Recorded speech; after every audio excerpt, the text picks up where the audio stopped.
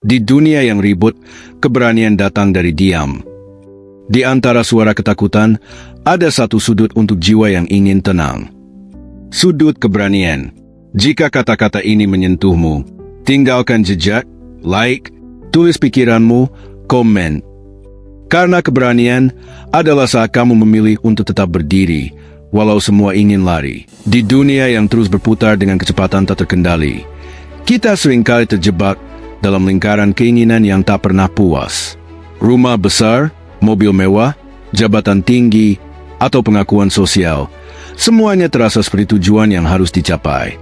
Tapi, pernahkah kamu merasa semakin kamu mengejar, semakin kosong hidupmu terasa?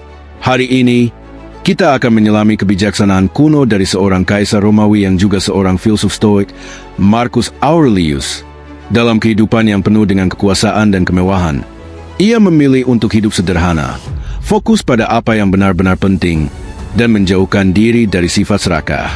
Bagaimana caranya seorang pemimpin terbesar di dunia kuno bisa begitu rendah hati di tengah godaan tak terbatas?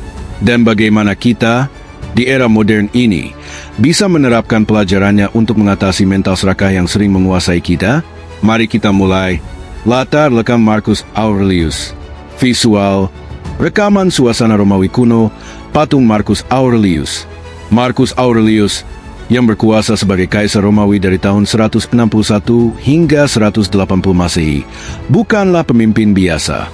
Ia dikenal sebagai kaisar filsuf, yang menjalani hidupnya berdasarkan prinsip-prinsip stoisisme, filsafat yang mengajarkan untuk mengendalikan emosi, fokus pada apa yang bisa dikontrol, dan menerima apa yang tidak bisa diubah. Bayangkan, sebagai kaisar, Marcus memiliki segalanya: kekayaan, kekuasaan, dan pengaruh. Ia bisa mendapatkan apa saja yang diinginkan dengan satu perintah. Namun, di tengah gemerlap istana, ia menulis buku harian yang kini dikenal sebagai Meditations. Dalam catatannya, ia tidak membahas kemenangan militer atau kemewahan, melainkan refleksi tentang bagaimana menjalani hidup yang bermakna, bebas dari nafsu serakah yang menghancurkan jiwa. Contoh nyata dari kehidupannya, meskipun ia bisa hidup dalam kemewahan, Marcus memilih untuk tidur di atas kasur sederhana dan sering merenungkan kematian sebagai pengingat bahwa semua hal duniawi bersifat sementara. Ia pernah menulis, "Kamu memiliki kekuatan atas pikiranmu, bukan atas peristiwa luar. Sadari ini, dan kamu akan menemukan kekuatan." Apa itu mental serakah? Visual, orang modern scrolling media sosial, iklan mewah, kerumunan di mall. Di zaman sekarang, sifat serakah seringkali muncul tanpa kita sadari. Media sosial menunjukkan kehidupan sempurna orang lain, liburan mewah, gadget terbaru, atau karir yang melesat. Kita merasa harus mengejar standar itu, meskipun seringkali itu bukanlah yang kita butuhkan. Serakah bukan hanya soal uang.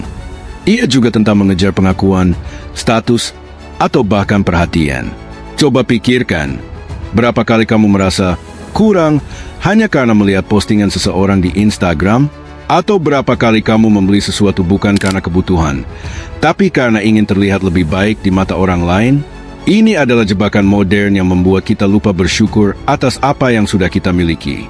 Marcus Aurelius mengajarkan bahwa sifat serakah lahir dari ketidakmampuan kita untuk fokus pada apa yang benar-benar kita kendalikan, pikiran dan tindakan kita. Ia menulis, "Sangat sedikit yang dibutuhkan untuk hidup bahagia. Semuanya ada di dalam dirimu, dalam cara berpikirmu." Pelajaran stoisisme untuk mengatasi sifat serakah. Fokus pada apa yang bisa dikontrol. Seseorang meditasi di taman, menulis jurnal. Salah satu prinsip inti stoisisme adalah membedakan antara apa yang bisa kita kendalikan dan apa yang tidak. Marcus Aurelius menulis, "Jika itu bukan urusanmu, jangan pikirkan. Jika itu bukan dalam kuasamu, jangan inginkan." Contoh nyata, kamu tidak bisa mengontrol apa yang orang pikirkan tentangmu atau bagaimana ekonomi berjalan. Tapi kamu bisa mengontrol bagaimana kamu bereaksi, bagaimana kamu mengelola keuanganmu, atau bagaimana kamu memilih untuk menghabiskan waktu. Cara menerapkannya, setiap kali kamu merasa ingin sesuatu yang tidak perlu, misalnya, ponsel baru hanya untuk gengsi, tanyakan pada diri sendiri, apakah ini benar-benar dalam kendaliku? Apakah ini akan membuatku lebih bahagia? Tulis daftar hal-hal yang benar-benar penting bagimu, keluarga, kesehatan, atau waktu untuk diri sendiri. Dan fokuslah pada itu. Praktikkan amor fati, cintai takdir. Seseorang tersenyum di tengah hujan, menerima situasi. Amor fati berarti cintai takdir. Markus mengajarkan untuk menerima segala sesuatu yang terjadi dalam hidup, baik atau buruk, sebagai bagian dari perjalanan. Ini bukan berarti pasrah, tapi menerima realitas dan memilih untuk tetap tenang. Dalam konteks sifat serakah, amor fati mengajarkan kita untuk berhenti membandingkan diri dengan orang lain. Kamu tidak punya rumah sebesar tetanggamu? Terima itu dan cari kebahagiaan dalam apa yang kamu miliki. Markus pernah menulis, "Jangan biarkan pikiranmu berkeliaran ke apa yang bukan milikmu, tapi hitunglah berkat yang telah kamu terima." Cara menerapkannya, cobalah latihan sederhana. Setiap pagi, tulis 3 hal yang kamu syukuri. Bisa jadi secangkir kopi hangat, kesehatanmu, atau senyum anakmu. Ini melatih otakmu untuk fokus pada apa yang ada, bukan apa yang kurang. Renungkan kematian, memento mori. Jam pasir, matahari terbenam. Ini mungkin terdengar mengerikan, tapi Markus sering merenungkan kematian untuk mengingatkan dirinya bahwa hidup ini sementara. Pikirkan tentang mereka yang telah meninggal, bahkan yang paling terkenal sekalipun. Di mana mereka sekarang? Debu, abu, tidak lebih, tulisnya. Dengan mengingat kematian, kita belajar untuk tidak terpaku pada hal-hal material. Apakah ponsel terbaru atau dompet desainer akan berarti apa-apa saat kita tiada? Tentu tidak. Ini membantu kita melepaskan keinginan serakah yang hanya memberikan kepuasan sesaat. Cara menerapkannya, luangkan waktu setiap minggu untuk merenungkan, jika ini adalah hari terakhirku, apa yang benar-benar penting? Ini akan membantumu memprioritaskan hubungan, kebaikan, dan ketenangan batin ketimbang mengejar hal-hal yang tidak kekal. Praktikkan kesederhanaan. Seseorang menata meja sederhana, hidup minimalis. Markus hidup sebagai kaisar, tapi ia memilih kesederhanaan.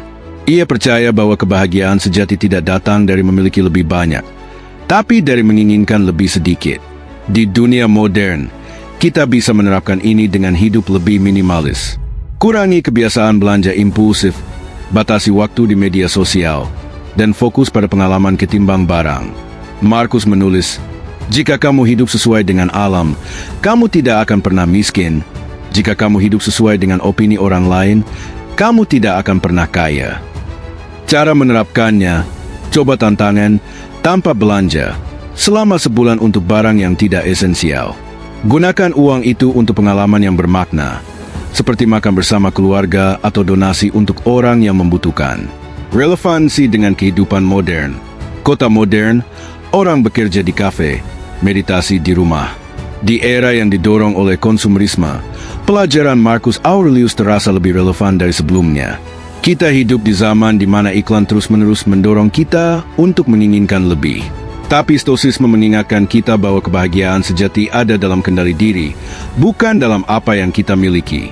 Contoh nyata, seorang karyawan muda bernama Andy merasa iri dengan rekan kerjanya yang selalu memamerkan liburan mewah. Dengan menerapkan stoisisme, Andy mulai fokus pada apa yang bisa ia kendalikan, kerjanya, hubungannya dengan keluarga, dan waktu untuk hobi. Ia berhenti membandingkan diri dan menemukan kedamaian dalam hidupnya yang sederhana. Kesimpulan, matahari terbit, seseorang berjalan di alam. Marcus Aurelius mengajarkan kita bahwa sifat serakah adalah musuh batin yang bisa kita kalahkan dengan disiplin dan refleksi. Dengan fokus pada apa yang bisa kita kendalikan, mencintai takdir, merenungkan kematian, dan hidup sederhana, kita bisa menemukan ketenangan di tengah dunia yang penuh godaan. Ia pernah menulis, "Hentikan dirimu dari terbawa oleh imajinasi. Hiduplah di saat ini. Mulai sekarang, ambillah langkah kecil untuk melepaskan keinginan yang tidak perlu.